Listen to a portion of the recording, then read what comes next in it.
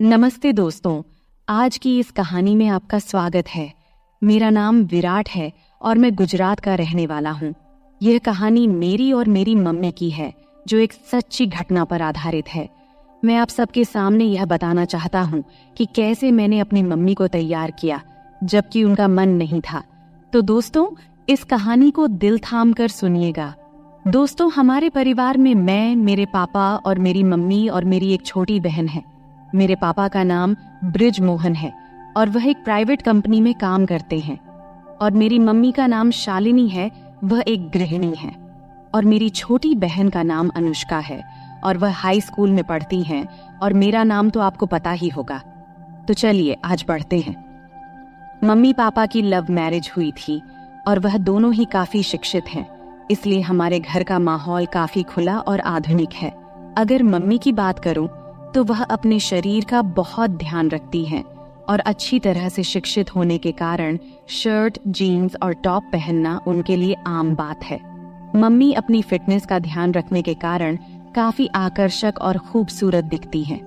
मैं घर में उनका इकलौता बेटा हूँ, इसलिए मुझे हमेशा बहुत प्यार मिला है और पापा मम्मी कभी मुझे नाराज नहीं करते हैं। जब भी समय मिलता है हम चारों मिलकर खुलकर बातें करते हैं। तो ये कहानी शुरू होती है जब मैं कॉलेज में था। मेरी परीक्षाएं खत्म हो चुकी थीं और गर्मियों की छुट्टियां चल रही थीं। उस समय मेरी बहन का भी छुट्टियां चल रही थीं।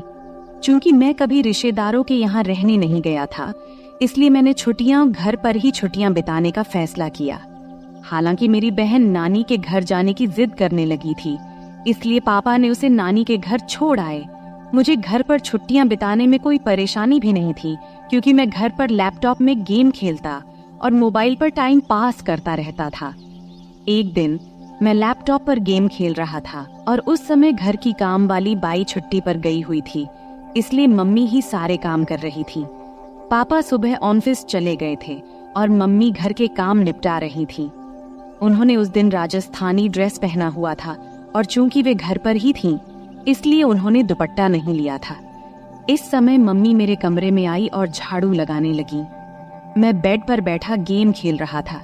जैसे ही मम्मी कमरे में आई और झाड़ू लगाने लगी, मैंने उनकी ओर ध्यान देना शुरू किया। चूंकि उन्होंने दुपट्टा नहीं लिया था, कुछ चीजें साफ दिखाई दे रही थीं। अचानक मम्मी ने मेरी ओर देखा और बोली, उठ, मुझे बेडशीट ठीक करने दे और फिर अपना गेम खेलना। फिर मैं तुरंत दूसरी तरफ देखने का नाटक करने लगा और फिर उठकर बाथरूम में चला गया। बाथरूम में जाकर मैंने सोचा कि कहीं मम्मी ने मुझे देखते हुए देख तो नहीं लिया।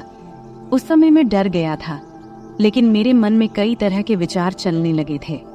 मैं समझ नहीं पा रहा था कि जो मैंने देखा और सोचा वह सही था या गलत। फिर मैं बेडरूम में वापस आकर बैठ गया, लेकिन अब मेरा ध्यान गेम खेलने में नहीं लग रहा था। बेडशीट ठीक करके मम्मी किचन में चली गई थी। तब मुझे राहत मिली कि मम्मी को कुछ शक नहीं हुआ। फिर मैंने अपना लैपटॉप बंद कर दिया और मोबाइल पर टाइम पास करने लगा। अचानक मुझे एक नोटिफिकेशन आया और मैंने उस पर क्लिक किया। वहां मुझे कई कहानियां दिखीं, जिनमें एक कहानी माँ और बेटे के बारे में थी।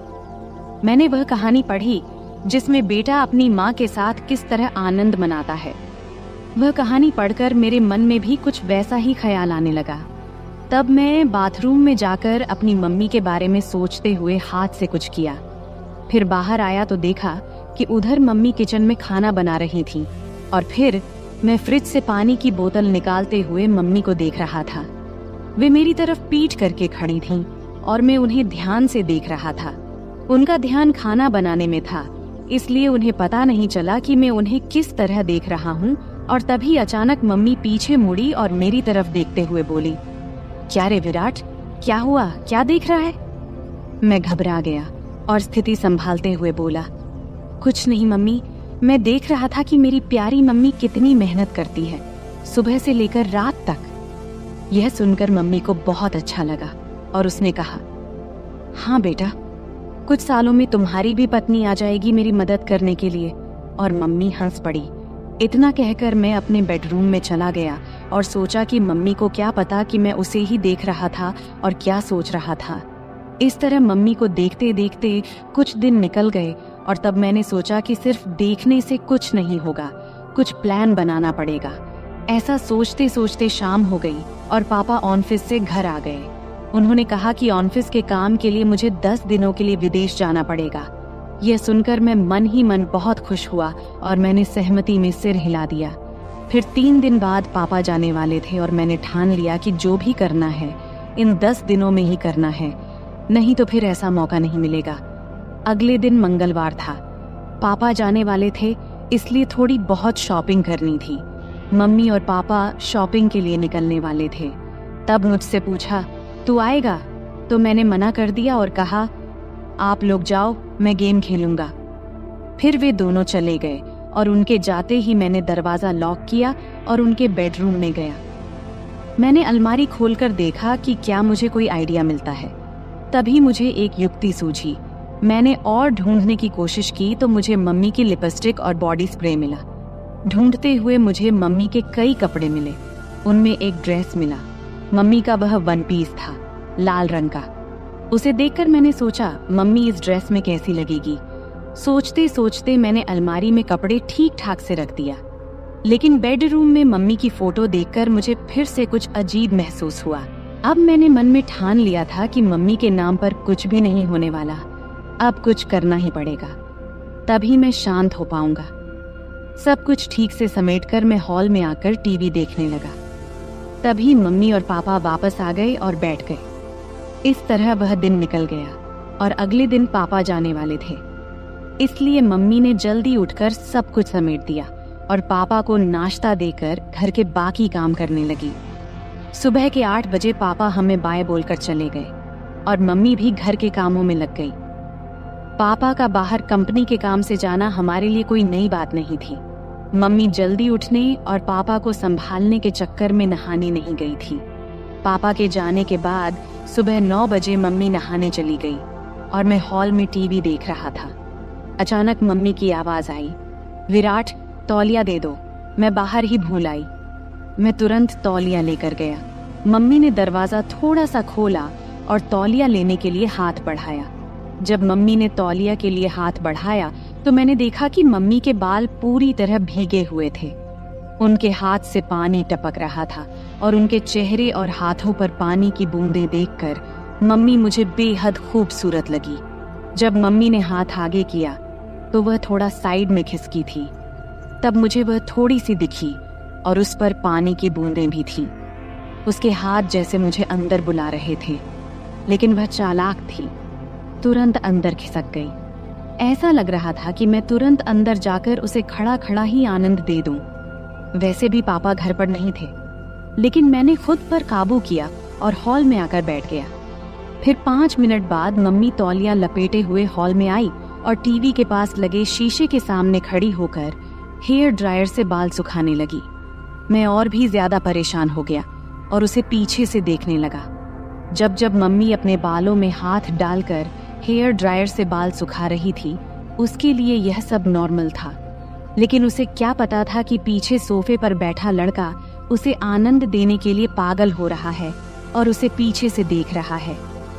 मैंने मन में विचार किया कि आज से ही कोशिश करनी चाहिए और मैंने बिना समय गवाए बोला, मम्मी, तू हमेशा साड़ी और राजस्थानी ड्रेस ही पहनती है घर में? तब मम्मी बोली, क्यों रे बेटा, ऐसा क्या है? मुझे जो सही लगता है वो पहनती हूँ। तुम्हें ऐसा क्यों लगता है कि कुछ और पहनना चाहिए? तब मैंने कहा, कुछ नहीं मम्मी, कल जब तूने जीन्स और टॉप पहना था तो बस यूं ही कह रहा था। तब मम्मी बोली, अरे पागल, घर में कौन जीन्स और टॉप पहनता है? बाहर जाना हो तभी पहनूंगी ना। फिर मैंने कहा, ऐसा नहीं है मम्मी, जब तू साड़ी और राजस्थानी ड्रेस पहनती है तो थोड़ा उम्र दराज लगती है, इसलिए बोला। फिर मम्मी ने जवाब दिया कि अब जवान दिखकर क्या करना है, जिससे प्यार किया उसे शादी कर ली, और अब तुझ जैसा आलसी बेटा और अनुष्का जैसी खूबसूरत बेटी है, फिर और क्या चाहिए। इतना कहकर मम्मी जोर से हंसी और बेडरूम में कपड़े पहनने चली गई। मैं भी हंस पड़ा और टीवी देखने लगा। थोड़ी देर बाद मम्मी बाहर आई कपड़े बदल कर। देखकर मुझे खुशी भी हुई और नाराजगी भी, क्योंकि उसने मेरी बात मानी थी।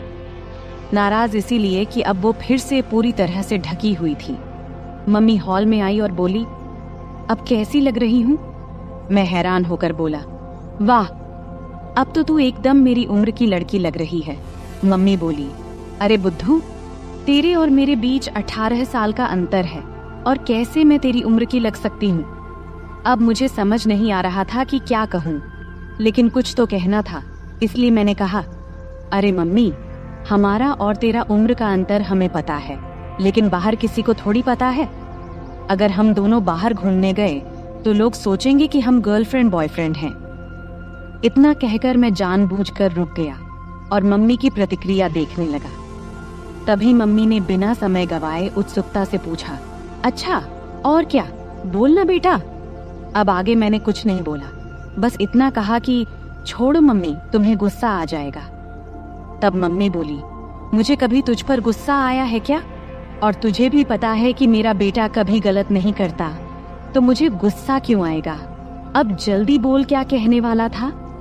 तब मैंने कहा कि अगर हम साथ में बाहर कहीं घूमेंगे गए तो लोग हमें गर्लफ्रेंड बॉयफ्रेंड समझेंगे, लेकिन तुम्हारे गले में मंगलसूत्र देखकर वे हमें पति पत्नी भी समझेंगे। ये सुनकर मम्मी जोर जोर से हंसने लगी। फिर मम्मी बोली, अरे बाप रे, इतनी छोटी सी बात के लिए मुझे क्यों गुस्सा आएगा? और फिर से मम्मी हंसने लगी। तब मैंने उनसे कहा, हंसो मत मम्मी। इतना कहकर मम्मी ने मुझे चिढ़ाने के लिए फिर से हंसना शुरू कर दिया और मैंने मम्मी की तरफ दौड़ लगाई, मजाक में मारने के लिए। मम्मी तब भागकर किचन में चली गई और हंसती रही।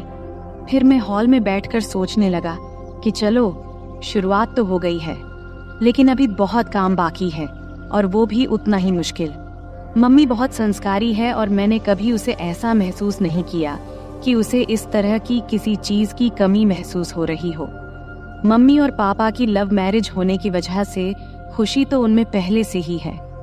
जरूरत तो मुझे थी और मुझे वो जरूरत किसी भी हाल में पूरी करनी थी, वो भी मम्मी से। फिर थोड़ी देर बाद मैंने फिर से कोशिश शुरू की। मम्मी किचन में काम कर रही थी। मैं वहां गया और कहा, मम्मी, तुम्हें रोज रोज ये काम करते करते बोर नहीं होता क्या?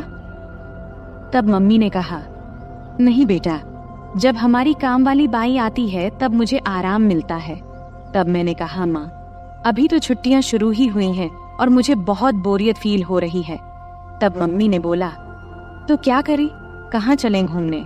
हम दोनों ही हैं घर में अब। मैंने कहा, हाँ चलेंगे मम्मी, लेकिन पापा के आने के बाद। तब मम्मी बोली, तब तक क्या करेगा? मैंने बोला, मुझे एक गेम पता है, अगर तुम्हें कोई दिक्कत न हो तो खेलते हैं घर में। मम्मी ने कहा, मुझे लैपटॉप पर गेम्स खेलने में कोई दिलचस्पी नहीं है, कुछ और बताओ। फिर मैंने कहा, अरे मेरी प्यारी मम्मी, लैपटॉप पर नहीं, बस ऐसे ही हम दोनों खेलेंगे। तब मम्मी बोली, अच्छा ठीक है, कौन सा गेम है? मैंने बोला, मम्मी, ट्रूथ और डेयर। तब मम्मी बोली, अच्छा वो गेम ठीक है, खेलते हैं, लेकिन पहले मुझे घर के काम खत्म करने दे, फिर खेलेंगे। तब मैंने कहा, ठीक है मम्मी, तब तक मैं अपने बेडरूम में जाता हूँ, जब तुम्हारा काम खत्म हो जाए तो बेडरूम में आ जाना। यह कहकर मैंने उसे पीछे से गले लगा लिया और गाल पर एक किस किया और फिर बेडरूम में जाकर बैठ गया। मैं बेडरूम में बैठकर सोचने लगा कि मम्मी तैयार तो हो गई है, लेकिन क्या पूछूं जिससे उसे गुस्सा न आए और मेरा काम भी हो जाए। थोड़ी देर बाद मम्मी बेडरूम में आई और मेरे सामने बैठ गई। फिर मम्मी बोली, अब बोल, क्या खेलना है? तब मैंने बोला, मम्मी तुम्हें तो पता ही, ट्रूथ और डेयर का खेल। अब मुझे बताओ कि गेम की शुरुआत तुम करोगी या मैं? तब मम्मी ने कहा, तुम ही करो शुरुआत। फिर मैंने मम्मी से पूछा, आपको ट्रुथ चाहिए या डेयर? तब मम्मी बोली, ट्रुथ। फिर मैंने सवाल पूछा, तुम्हारा शादी से पहले कोई बॉयफ्रेंड था? मेरा सवाल सुनते ही मम्मी बोली, ये कैसा सवाल है विराट? तब मैंने कहा, यही मेरा सवाल है और आपने ही तो ट्रुथ चुना है, तो अब बताओ। फिर मम्मी बोली, हाँ मेरा बॉयफ्रेंड था और वह तुम्हारे पापा ही है। इसके बाद मैं मम्मी से बोला, अब आप मुझसे पूछो, मेरा भी ट्रुथ है। तब मम्मी ने थोड़ा सोचा और फिर मुझसे सवाल पूछा। मम्मी बोली, तुम्हारी कोई गर्लफ्रेंड है? तब मैंने हाँ में जवाब दिया और कहाँ हाँ है, वह मेरे सामने ही बैठी है। मेरा जवाब सुनते ही मम्मी थोड़े गुस्से में बोली, अरे बेटा, ऐसा बोलना गलत है। मैं तुम्हारी मम्मी हूँ। शुरू में ही मेरा आत्मविश्वास थोड़ा कम हो गया, क्योंकि मम्मी को ऐसे गेम्स में कोई इंटरेस्ट नहीं था और वह संस्कारी थी। लेकिन मैं हार मानने को तैयार नहीं था। तभी मैंने कहा, अरे मम्मी, मजाक में बोला था, आप तुरंत क्यों गुस्सा हो जाती हो? तब मम्मी प्यार भरी मुस्कान के साथ हंस पड़ी और सिर हिला दिया। इसके बाद फिर मैं मम्मी से पूछा, अब आपको क्या चाहिए, ट्रुथ या डेयर? तो फिर से मम्मी ने ट्रुथ बोला। तब मैं उनसे सवाल किया, शादी से पहले क्या आपने कभी आनंद लिया या कोई खेल खेला है? तब मम्मी गुस्से में बोली, विराट, ये ज्यादा हो रहा है। मुझे नहीं लगता कि तुम्हें ऐसे सवाल पूछने चाहिए। अब हमें यहीं रखना चाहिए। इस पर मैं कहा, अरे मम्मी, हम अच्छे दोस्त हैं और मुझे नहीं लगता कि तुम मुझसे कुछ छुपा सकती हो। अगर तुम मुझसे प्यार करती हो और मुझ पर विश्वास है तो। फिर मम्मी बोली, लेकिन बेटा, तुम मेरे बेटे हो और ये बातें सही नहीं है। तब मैंने उनसे कहा, मम्मी, तुम तो बहुत पढ़ी लिखी हो, फिर भी तुम्हें ये बातें गलत लगती हैं। ये वही बातें हैं जो हमें फर्स्ट साइंस में सिखाई जाती हैं। तब मम्मी बोली, ये साइंस में नहीं सिखाई जाती बेटा। तब मैंने कहा, नहीं सिखाई जाती तो फिर मुझे इन चीजों के बारे में कुछ भी पता नहीं होना चाहिए। इसके बाद मम्मी बोली, तुम्हें हर चीज जानने का पूरा हक है, लेकिन ध्यान रखो कि तुम किससे पूछ रहे हो। तुम मुझसे यानी अपनी माँ से ये सब पूछ रहे हो। तब मैंने कहा, मम्मी, तुम्हें भी पता है कि मेरे कोई और दोस्त या गर्लफ्रेंड नहीं है, तो मैं किससे पूछूं? तुम ही हो जिससे मैं हर बात करता हूँ। तब मम्मी को थोड़ा बुरा लगा, क्योंकि बचपन से ही मैं ज्यादा बाहर नहीं गया था और इसलिए मेरे ज्यादा दोस्त भी नहीं थे। उसे समझ में आ गया कि मैं नहीं मानूंगा, तो वह बात करने के लिए तैयार हो गई। तब मम्मी बोली, हाँ, हमने कई बार वैसे किया है और एक बार आनंद भी लिया था। तब मैंने कहा, मम्मी, इतनी छोटी सी बात के लिए कितना समय लिया? इस पर मम्मी बोली, अब तो खुश हो ना? फिर मम्मी थोड़ी मुस्कुराई और बोली, अब तुम बताओ, तुम्हें क्या चाहिए, ट्रुथ या डेयर? तब मैंने उनसे कहा, डेयर। इसके बाद मम्मी ने सवाल किया, क्या तुमने कभी किसी को किस किया है? तब मैंने कहा, नहीं, लेकिन अगर कोई लड़की तुम्हारी तरह दिखने वाली और तुम्हारे जैसी मिली तो जरूर करूंगा। इस पर मम्मी बोली, क्या? अभी तो तुम कह रहे थे कि मैं तुम्हारी गर्लफ्रेंड हूँ और अब फिर कह रहे हो कि अगर कोई और मिली तो करोगे। इतना सुनते ही मैंने बोला, तो क्या तुम्हें किस करूं? तब मम्मी बोली, हाँ, लेकिन गाल पर। मैंने कहा, नहीं, मुझे कहीं और चाहिए। अब मम्मी बहुत गुस्सा हो गई थी और मुझे डांटने लगी, लेकिन फिर भी मैंने हार नहीं मानी, क्योंकि मुझे पता था कि अगर अब रुक गया तो फिर कभी मम्मी से बात नहीं कर पाऊंगा। किसी तरह मम्मी को शांत किया और गेम फिर से शुरू किया। मैंने कहा, ठीक है मम्मी, गाल ही सही, अब मैं करूं? तब मम्मी बोल, हाँ, जल्दी करो। तब मैंने मम्मी के पास गया और कुछ देर देखता ही रहा। फिर मैंने वह किया जो मुझे नहीं करना चाहिए था। फिर धीरे धीरे मम्मी को तैयार करके मैंने मजा लेना शुरू कर दिया। अभी थोड़ा सा लिया था, तभी मम्मी ने मुझे रोकने की कोशिश की। तब मैंने महसूस किया कि मैं अपनी हदें पार कर रहा हूँ। इस समय मम्मी की आंखों में नाराजगी और चिंता साफ झलक रही थी। उन्होंने मुझे प्यार से समझाते हुए कहा, विराट, ये सब बातें एक मजाक तक ठीक हैं, लेकिन माँ बेटे के रिश्ते की एक मर्यादा होती है, हमें उसे पार नहीं करना चाहिए। मैंने मम्मी की बात को गंभीरता से लिया। मुझे भी एहसास हुआ कि मम्मी का दिल दुखाना गलत था। मैंने मम्मी से तुरंत माफी मांगी और उनसे वादा किया कि अब मैं ऐसा कोई मजाक नहीं करूंगा जिससे हमारे रिश्ते में कोई दूरी आए। मम्मी ने मेरी माफी को स्वीकार करते हुए मुझे गले लगा लिया और कहा, बेटा, मैं हमेशा तुम्हारी दोस्त रहूंगी, लेकिन हमें यह भी याद रखना चाहिए कि हमारे रिश्ते की कुछ सीमाएं होती हैं। तब मैंने मम्मी से कहा, हाँ मम्मी, अब मैं समझ गया हूँ, मैं आपको कभी दुखी नहीं करूंगा। इसके बाद हम दोनों ने हंसते हुए फिर से सामान्य बातचीत शुरू की।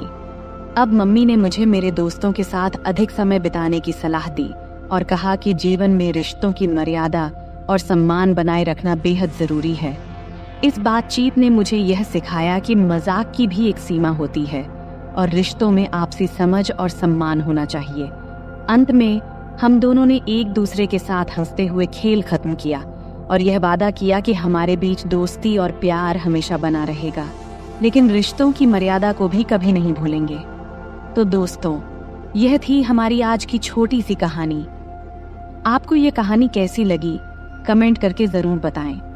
अगर आपको ये कहानी पसंद आई हो तो इसे लाइक करें और अपने दोस्तों के साथ शेयर करें। आगे भी ऐसी ही रोमांचक कहानियों के लिए हमारे चैनल को सब्सक्राइब करें और बेल आइकन दबाना न भूलें ताकि आप हमारी कोई भी कहानी मिस न करें। धन्यवाद। यह कहानी काल्पनिक है, इसे किसी गलत उद्देश्य से न लिया जाए। अरे, मैं तुमसे कुछ पूछ रही हूँ बेटा, तुम्हारा ध्यान कहाँ है? नीचे बैठकर सब्जी काटते हुए माँ बोली। तब मेरा ध्यान कहीं और था। फिर झट से ध्यान भटकाते हुए बोला, क्या कह रही थी माँ? तब दोबारा से माँ ने कहा, मैं ये कह रही थी कि आजकल तुम्हारा काम बहुत बढ़ गया है, ऐसा लगता है। मैंने जवाब देते हुए कहा, हाँ माँ, काम तो बहुत बढ़ गया है, अब तो समय ही नहीं मिलता, इसलिए अभी मैं ग्राहकों की डिमांड पूरी करने में लगा हूँ। बस थोड़े दिन आप इंतजार कर लो, सब खत्म होते ही जल्द ही मैं आपको फ्री मिलूंगा। नमस्ते दोस्तों, आज की इस कहानी में आपका स्वागत है। मेरा नाम अभय है और आज मैं आपको अपनी और अपने माँ की कहानी सुनाने वाला हूँ। मेरे माता पिता का तलाक उनकी शादी के 5वें साल में ही हो गया था। उस समय मेरी उम्र सिर्फ 4 साल थी और मेरी माँ 24 साल की थी। तब मेरे नाना ने मेरी माँ से उनकी दूसरी शादी के लिए कहा, लेकिन तब माँ ने साफ साफ शादी से मना कर दिया था। तब कोर्ट के फैसले के अनुसार पापा हर महीने 40,000 रुपए और रहने के लिए एक घर दिए थे, जिससे हमारी सारी जरूरतें पूरी हो जाती थीं। तब हम एक सोसाइटी में एक बेडरूम और एक किचन के फ्लैट में रहते थे। तब घर में सिर्फ मैं और माँ ही थे, इसलिए हम दोनों एक दूसरे से ही बातें किया करते थे। मेरी माँ का स्वभाव थोड़ा सख्त था, लेकिन हम दोनों एक दूसरे का ख्याल अच्छे से रखते थे। अब मेरी उम्र 28 साल है और मेरी माँ 48 साल की है। मैंने ग्रेजुएशन के बाद फैशन डिजाइनिंग का कोर्स किया था और एक बड़े डिजाइनर के साथ काम करना शुरू किया। वहां से बहुत कुछ सीखने के बाद मैंने अपना खुद का सिलाई की दुकान खोला, जो धीरे धीरे अच्छा चलने लगा। अब मेरे पास बस टेलर काम करते हैं। एक दिन सुबह माँ सब्जी काट रही थी, तब उन्होंने मुझसे पूछा, अभय, तुम किस तरह के कपड़े बनाते हो? मैंने कहा, लेडीज के सभी तरह के कपड़े। क्यों माँ, क्यों पूछ रही हो? उन्होंने कहा, ऐसे ही रे। फिर माँ ने पूछा, साड़ियाँ, ब्लाउज, साया, घाघरा चोली, ये सब भी बनाते हो क्या? मैंने कहा, हाँ माँ, सब बनाते हैं। फिर माँ ने कहा, तब तो तुम्हारे सिलाई की दुकान में रोजाना बहुत सारे महिलाएं आती होंगी। इस पर मैंने कहा, हाँ माँ, बिजनेस किया है तो पुरुष, महिलाएं सब तो आएंगी ही ना। फिर आगे माँ ने पूछा, तो बेटा महिलाएं का नाप कौन लेता है? कोई आदमी रखा है क्या? तब मैंने कहा, हाँ माँ, सब मैनेज हो जाता है, आजकल सब चलता है, लेकिन तुम इतना क्यों पूछ रही हो? इस पर माँ ने कहा, मुझे भी कुछ ब्लाउज सिलवाने हैं, मेरी जो दोस्त थी उसने अब काम छोड़ दिया है। मैंने कहा, माँ, आप इतने देर से पहेलियां क्यों बुझा रही थी? अगर आपको ब्लाउज बनवाना है तो इसमें दिक्कत क्या है? तुम अपना पुराना ब्लाउज दे दो, मैं टेलर को दे दूंगा, वह बना देगा, फिर लाकर तुम्हें दे दूंगा। इतना सुनते ही माँ ने कहा, मेरा कोई भी ब्लाउज अब फिट नहीं होता है, नई नाप लेनी पड़ेगी। इस पर मैंने कहा, ठीक है माँ, मैं टेलर को बोल दूंगा, कल टेलर आकर तुम्हारी नाप ले लेगा। अब तो कोई दिक्कत नहीं है ना? तभी माँ बोली, बेटा मुझे ऐसा नहीं लगता कि मैं किसी अजनबी आदमी को अपना नाप लेने दूंगी। मैंने कहा, माँ, अगर आप नाप नहीं देंगी तो फिर ब्लाउज कैसे सिलाएगा? फिर थोड़ी देर सोचने के बाद माँ ने कहा, तू ही क्यों नहीं मेरा नाप ले लेता? यह सुनकर मैं हैरान होकर बोला, मैं? ये कैसे हो सकता है? माँ ने जवाब दिया, इसमें क्या है, मुझे तुझसे नाप लेने में कोई दिक्कत नहीं होगी। अब मैं थोड़ा असमंजस में पड़ी एज गया था, क्योंकि दूर से देखने और किसी को छूने में बहुत फर्क होता है। लेकिन तब यह हाथ आया, मौका छोड़ना भी मुझे सही नहीं लगा। उस दिन सोमवार का दिन था और उस दिन विश्वकर्मा पूजा था, तो सिलाई की दुकान बंद था। तब मैंने सोचा कि आज ही ये काम कर लेना चाहिए। फिर सुबह नाश्ता करके मैं सिलाई की दुकान से कुछ एल्बम और माप लेने का सामान लेकर आ गया। तब मैंने ऐसे एल्बम चुना था जिनमें डिजाइन वाले ब्लाउज दिखाए गए थे। इनमें से कुछ बहुत ही छोटे और बैकलेस थे। फिर मन ही मन मैंने तय किया कि आज ये काम अच्छे से पूरा करना है। 12 बजे जब मैं घर पहुंचा तब माँ रसोई में थी। उन्होंने मुझसे कहा, बेटा आ गया तू, सामान ले आया? तब मैंने कहा, हाँ सब ले आया हूँ, अब तुम जल्दी से अपना काम खत्म कर लो। फिर थोड़ी देर बाद माँ मेरे पास आकर बैठ गई और एल्बम देखने लगी। तब वह हल्की पीली साड़ी पहनी थी और उनकी साड़ी का कपड़ा इतना पतला था कि शरीर की रूपरेखा दिख रही थी। तब मैं माँ को देखते देखते खो गया। तभी उन्होंने तेज आवाज में कहा, अभय सुन रहा है तू? तब मैं चौंक कर बोला, हाँ क्या हुआ माँ? तब माँ ने एल्बम दिखाते हुए कहा, इतने छोटे ब्लाउज कैसे पहन सकती हूँ मैं, मुझे ये डिजाइन पसंद नहीं है। तब मैंने समझाया, अरे ये सब तो बस डिजाइन दिखाने के लिए है, तू वैसे ही सिलवा लेना जैसा तुझे पसंद हो। फिर थोड़ी बहस के बाद माँ मान गई और बोली, ठीक है चल अंदर माप ले ले। तब हम बेडरूम में गए। फिर मैंने माप लेने के लिए टेप निकाला। तब माँ खड़ी हो गई और बोली, सही से माप लेना ताकि बाद में दिक्कत कोई ना हो। तब मैं अपनी माँ का नाप लेने के लिए तैयार था। अपने मन पर और खुद पर पत्थर रखकर मैंने यह काम शुरू किया। तब मैं पूरी कोशिश कर रहा था कि यह काम एक प्रोफेशनल टेलर की तरह करूं, लेकिन इस दौरान मेरे दिल की धड़कन तेज हो गई। तभी माँ ने और करीब आकर मुझसे कहा, चल जल्दी कर, मुझे और काम भी करना है। फिर मैंने माप लेना शुरू किया और पहले मैंने माँ के बाजू, कंधे और कमर का नाप लिया। फिर थोड़ा रुककर मैंने माँ से पूछा, माँ ब्लाउज के नीचे की पट्टी इतनी छोटी क्यों होती है, इससे परेशानी नहीं होती क्या? मैंने सुना है कि कई महिलाओं को वहाँ के कपड़े काटने से दिक्कत होती है, क्या तुम्हें कभी ऐसा हुआ है? इस पर माँ ने सिर झुका लिया और कहा, मुझे तो अभी तक कोई दिक्कत नहीं हुई। फिर मैंने कहा, मुझे लगता है कि तुम्हें थोड़े बड़े डिजाइन के ब्लाउज सिलवा लेने चाहिए। इस पर माँ ने हामी भरी और मैं फिर नाप लेने लगा। मैंने गले का नाप लेना शुरू किया। टेप को माँ की गर्दन के चारों ओर रखा। तब मैंने यह ध्यान रखा कि मेरी उंगलियां उनकी त्वचा को न छुएं और उनसे 1 इंच की दूरी पर रहें। फिर आगे मैंने पूछा, गला इतना रखना है या थोड़ा कम ज्यादा करूं? क्योंकि मेरी माँ का गला थोड़ा बड़ा था और वहाँ थोड़ी सी गहराई दिखाई दे रही थी, इसीलिए मैंने थोड़ा झिझकते हुए कहा, माँ तुम्हें क्या ठीक लगेगा? माँ ने मुस्कुराते हुए कहा, बेटा तुम तो अब इस काम में माहिर हो गए हो। मैंने जवाब दिया, माँ तुम जैसा कहोगी मैं वही करूँगा। फिर माँ ने फिर कहा, टेप को इतना दूर क्यों रखा है, इसे सही जगह पर रखो तभी नाप सही आएगा। ये कहते हुए माँ ने टेप को अपने हाथ से सही जगह पर लगा दिया। इस दौरान मेरे हाथ पहली बार माँ की गर्दन को छू गए। तब मुझे ऐसा लगा जैसे मुझे जोर का झटका लगा हो, लेकिन मैंने खुद पर काबू रखा और उस पल का पूरा आनंद लिया। तभी माँ ने कहा, ये पुराने ब्लाउज अब टाइट हो गए हैं, अब मैं थोड़ा ऊंचे और गहरे गले के ब्लाउज सिलवाने की सोच रही हूँ। तुम्हें क्या लगता है? अभय तुम तो इतनी महिलाओं के कपड़े सिलते हो, बताओ मेरे शरीर के हिसाब से क्या और कैसे अच्छा लगेगा। तब मैंने सोचा कि अगर मैंने अब आगे कदम नहीं बढ़ाया तो मैं अपने आप तक ही सीमित रह जाऊंगा।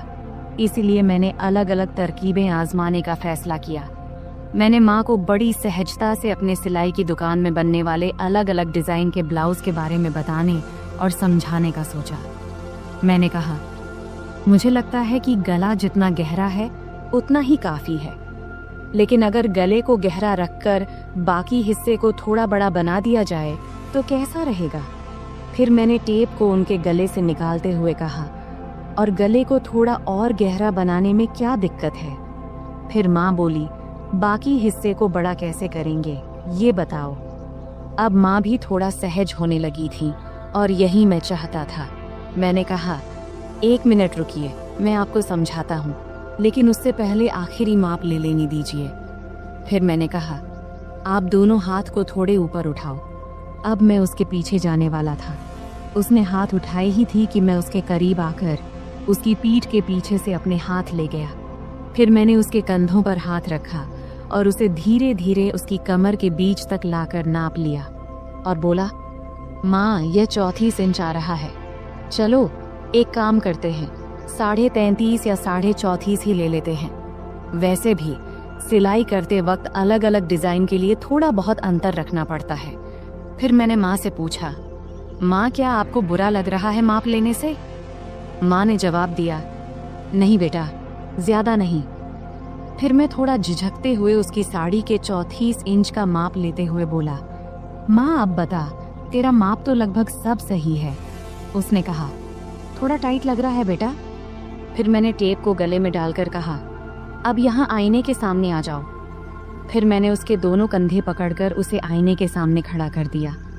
तब उसके चेहरे पर एक सवालिया भाव था। फिर मैंने कहा, माँ, सब बताता हूँ, थोड़ा सा रुक जा, पहले पानी पीकर आता हूँ, तुझे चाहिए क्या? तब उसने सिर हिलाकर मना कर दिया। फिर मैं रसोई में गया, पानी पिया और खुद को थोड़ा ठीक किया। फिर कुछ आगे का सोचने लगा कि अब यह सब करते हुए मैं अगले कौन सा कदम बढ़ाऊं। तब 2-3 विकल्प मेरे मन में आए। फिर मैं वापस बेडरूम में आ गया। तब माँ ने अपना पल्लू फिर से कंधे पर ठीक से ले लिया था, लेकिन 6 फुट के बड़े शीशे के सामने वह बेहद ही सुंदर लग रही थी, जिसे मैं शीशे में ही निहारने लगा। तभी माँ बोली, कहाँ ध्यान है बेटा, इधर देखो, अब मैं तुझे इसी ब्लाउज में बदलाव करके दिखाती हूँ, जैसा कि तूने मुझसे कहा कि हम गले को 1 इंच गहरा कर लेते हैं। फिर उसने कहा, तू ऊपर वाला हुक खोल और ऊपरी किनारों को अंदर मोड़ कर देख। तब उसे ठीक से समझ नहीं आया, तो उसने प्रश्न भरी नजरों से मेरी ओर देखी और बोली, मुझे समझ नहीं आ रहा, तू ही कर ले, मैं यह तुझ पर छोड़ती हूँ। तब तीर सीधे निशाने पर लगा था और मुझे भी यही चाहिए था। फिर मैंने आराम से उसके हुक खोले और किनारों को उलटी दिशा में अंदर की तरफ मोड़ने लगा। मैं ऐसा कर रहा था और वह खुद को शीशे में देख रही थी। फिर मैं जल्दी जल्दी अपने काम निपटाने लगा। उस दिन मुझे भी एक अजीब सा सुकून मिल रहा था। जब मेरा काम हो गया तो मैं उसके और ड्रेसिंग टेबल के बीच से हटकर एक तरफ हो गया और उससे कहा, देखो, अब यह वैसे ही है जैसा तुम चाहती थी, 1 इंच गहरा। क्या लगता है, अब बताओ। फिर माँ ब्लाउज की तरफ देखने लगी और मुझसे बोली, अब है, तुझसे सच कहूँ तो ऐसे गले में मुझे बहुत आराम महसूस होता है। ऐसे ब्लाउज पहनने पर ऐसा नहीं लगता जैसे हंस को पानी में तराने से। फिर मैंने कहा, माँ, नाराज मत होना, लेकिन एक बात कहूँ। अब मैं अगला कदम उठाकर उसे और सहज करने की कोशिश करना चाहता था। तब माँ मुस्कुराते हुए बोली, नहीं रे अभय, मैं तुझसे कैसे नाराज हो सकती हूँ, बोलना जो बोलना है। तब मैंने सावधानी से कहा, इतने गहरे गले वाले ब्लाउज से सब कुछ बहुत ज्यादा नजर आता है और यह थोड़ा अजीब भी लगता है। यह सुनते ही माँ ने अपने ब्लाउज की 3 इंच अंदर की तरफ मोड़ी और हंसते हुए बोली, मुझे कौन देखने वाला है अभय, घर पर तो हम दोनों ही रहते हैं और बाहर मुझे बहुत कम ही जाना पड़ता है। वैसे भी तुम्हारे सामने मुझे कोई दिक्कत नहीं होती। मैंने कहा, माँ, मुझे यह जरूरी लगा कि आपको बता दूं, फिर आप जैसा बोलोगी वैसा ही होगा। इस पर माँ मुस्कुराई और बोली, ठीक है बाबा, अब तुम करो। फिर मैंने कहा, मैं तुम्हें वैसे ही ब्लाउज दिखाता हूँ जैसा मैं बता रहा था। उसके बाद मैं उसके एकदम सामने गया। जैसे ही मैं उसके पास गया, वह थोड़ा आगे बढ़ी। फिर मैंने ब्लाउज का हुक वापस लगाने के लिए ब्लाउज को ठीक करना शुरू किया। फिर फोटो लेने के बाद मैंने उसे वापस सही से पहना दिया। फिर मैंने उसके दोनों कंधों के पास से ब्लाउज के किनारे पकड़ा और हल्का सा खींचा ताकि उसके कंधे साफ नजर आएं। ब्लाउज अब ढीला हो गया था और उसके कंधे लगभग उघड़ गए थे। इसके बाद मैंने नीचे से दोनों तरफ अपनी 2 उंगलियां अंदर डालीं और वह सहजता से ब्लाउज के अंदर चली गई। तब उसने मेरी तरफ देखकर कहा, क्या कर रहे हो बेटा, मुझे कुछ समझ नहीं आ रहा, बस 1 मिनट रुको माँ। मैंने सिर हिलाते हुए कहा और फिर अपने काम में लग गया। अब मैंने उसके ब्लाउज के नीचे की किनारी पकड़ा और उसे थोड़ा नीचे खींचा।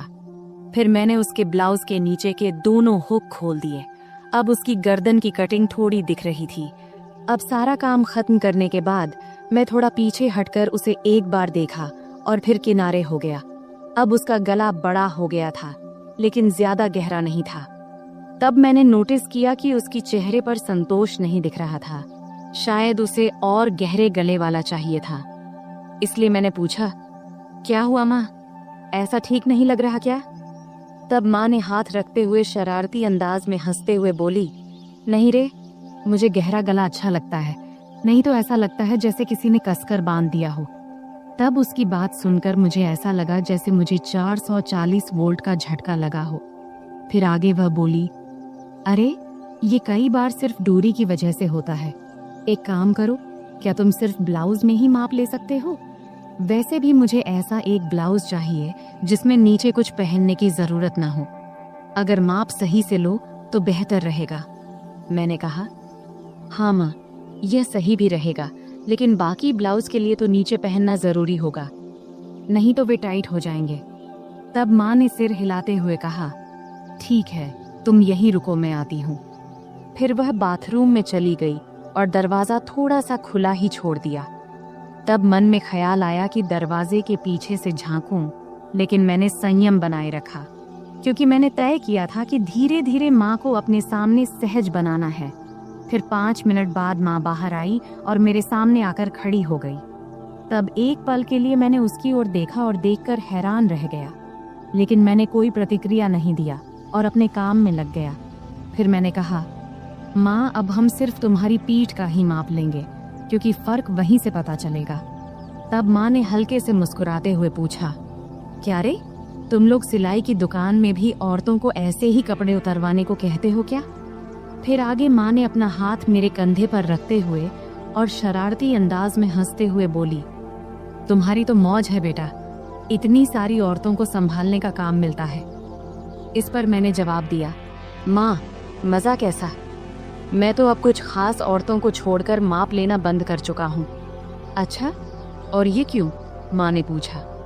इस पर मैंने जवाब दिया, माँ, कुछ औरतें जो बड़े घरों की होती हैं या जो हमारी शुरुआती कस्टमर थीं, वे मेरे कारीगरों को माप नहीं लेने देती, इसलिए मुझे खुद ही लेना पड़ता है, तुझे लेना पड़ता है।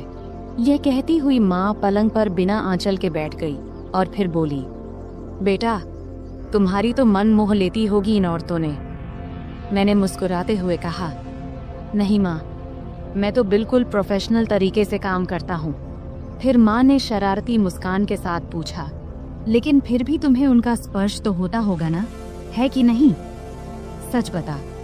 इस पर मैं थोड़ा शर्माते हुए बोला, हाँ, होता है, लेकिन वे कुछ नहीं कहती, क्योंकि उन्हें मेरे सामने सुरक्षित महसूस होता है। फिर माँ ने हंसते हुए कहा, मेरा बेटा कितना समझदार है। ये कहते हुए उसने मुझे गले लगा लिया। इतनी ठंडी रात में उसके गले लगाने से उसकी गर्माहट मुझे महसूस होने लगी। फिर थोड़ा पांव खींचते हुए माँ ने पूछा, बेटा, तुमने ये सब बातें कहाँ से सीखी? मैंने कहा, माँ, इन औरतों से ही। वे इतने अलग अलग शब्द बोलती हैं कि क्या बताऊं। फिर माँ ने मजाक करते हुए कहा, अच्छा बेटा, तुम मुझे भी कुछ बताओ। तब मैंने कहा, नहीं माँ, तुम हंसोगी और कहोगी कि ये सब मुझे कैसे पता। माँ बोली, नहीं बेटा, मैं समझती हूँ कि तुम अब बड़े हो गए हो, लेकिन मुझे यह भी समझना है कि तुम्हें क्या पता है और क्या नहीं। फिर मैंने हिम्मत जुटाकर माँ से कुछ बातें साझा किया। तब माँ ने आत्मविश्वास से कहा, अरे बाबा, तुम्हें तो सब पता है। फिर मैंने हंसते हुए कहा, चलो छोड़ो ये सब, अब तुम्हारा नया डिजाइन वाला ब्लाउज लेकर आता हूँ। फिर मैंने उठते हुए पूछा, हाथ लगाऊं तो चलेगा ना? तब माँ ने खुद को सभ्य दिखाने की कोशिश करते हुए कहा, अरे हाँ बेटा, मुझे तुम पर पूरा भरोसा है। और क्या तुमने इतना जल्दी सब कुछ फिट कर लिया? फिर माँ ने थोड़े जोर से हंसते हुए कहा, बेटा देख ले, कहीं कुछ और लगाना बाकी तो नहीं है। तब उसके इस मजाक से मैं शर्म से लाल हो गया। अब वह पल भी आ गया था जिसका इंतजार था। फिर मैंने माँ को ड्रेसिंग टेबल के सामने खड़ा किया और खुद उसके पास जाकर खड़ा हो गया। फिर मैंने अपने दोनों हाथ नीचे लाते हुए कहा, देखो ये कितनी नीचे तक जा रहा है, इसका कारण इसका माप है। यह कहते हुए मैंने अपने दोनों हाथ उसके ब्लाउज के किनारे पर रख दिया तब मेरी धड़कन एकदम से तेज हो गई थी और हाथ भी हल्के से कांप रहे थे। मेरी माँ अभी भी उतनी ही क्यूट लग रही थी, भले ही वह थोड़ी बड़ी हो गई थी। फिर माँ ने अपना हाथ मेरे हाथ पर रखते हुए हल्का सा हिलाते हुए कहा, अभय, सच कहूँ तो मुझे इसमें कोई दिक्कत नहीं है। मैं इसे ब्लाउज पहनने को तैयार हूँ, लेकिन मेरी एक ही शर्त है, गला जितना गहरा हो सके उतना चलेगा। तभी मैंने हाथ हटाते हुए पूछा, माँ एक बात बताओ, तुम्हें और बाकी औरतों को गहरा गला ही क्यों पसंद आता है? नॉर्मल गला भी तो अच्छा लगता है। इस पर माँ ने मुस्कुराते हुए बोली, अरे बेटा, मुझे तो ये घर में ही पहनने हैं। घर में तो कोई दिक्कत नहीं है, इससे थोड़ा आरामदायक लगता है और गर्मी भी नहीं लगती। फिर माँ बोली, बेटा तुम एक बात बताओ, अगर गला बहुत गहरा हुआ तो पट्टी दिखेगी क्या? मैंने जवाब दिया, हाँ जरूर दिखेगी, लेकिन अगर गर्मी लगती है तो आल घर में सिर्फ गाउन क्यों नहीं पहनती? खैर कुछ ना पहनोगी तब भी चलेगा, मैं तुम्हारे लिए एक सुंदर स्लीवलेस गाउन सिलवा देता हूँ। तब माँ ने अपना नाक सिकोड़ते हुए कहा, गाउन और वह भी स्लीवलेस? मुझे पसंद नहीं है। तब मैंने समझाते हुए कहा, अरे घर में तो कोई दिक्कत नहीं है, वैसे गर्मी में पेटीकोट भी नहीं पहनोगी तो और आरामदायक लगेगा। चलो एक काम करते हैं, एक ऐसा गाउन सिलवा कर देख लो, बस एक बार पहन कर देखना, अगर अच्छा लगे तो ठीक, वरना मत पहनना। तब माँ ने सोचा और कहा, ठीक है बाबा, एक बार ट्राई कर लेंगे, अब आगे क्या करना है? मैंने हल्की मुस्कान के साथ कहा, अब तो बस इसे फाइनल कर लेते हैं, और अगर गाउन अच्छा लगा तो तुम्हें और भी सिलवा दूंगा।